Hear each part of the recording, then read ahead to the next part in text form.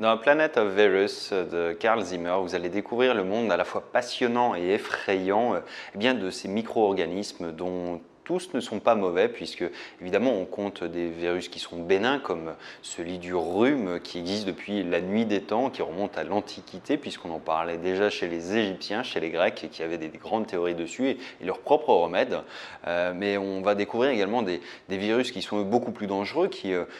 par ailleurs reviennent régulièrement et dont on doit se méfier, tels que H1N1, Ebola, le virus du sida, dont on sait maintenant que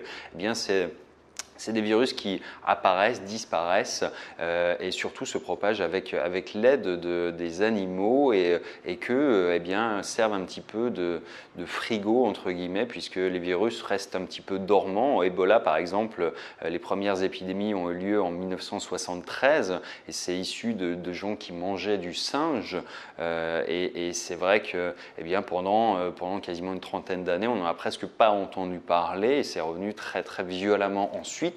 Et aujourd'hui, le plus gros danger, c'est que ces virus, effectivement, se propagent beaucoup plus vite qu'à l'époque, puisque les villages africains étaient vraiment très isolés. Aujourd'hui,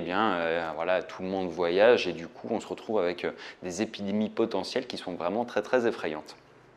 Mais il est intéressant de noter malgré tout que la science fait des progrès, notamment en regardant un petit peu dans l'histoire, en étudiant les mécanismes, ils arrivent à trouver des moyens de les soigner. L'autre aspect, c'est qu'il existe des bons virus qu'on connaît un petit peu moins. Et puis,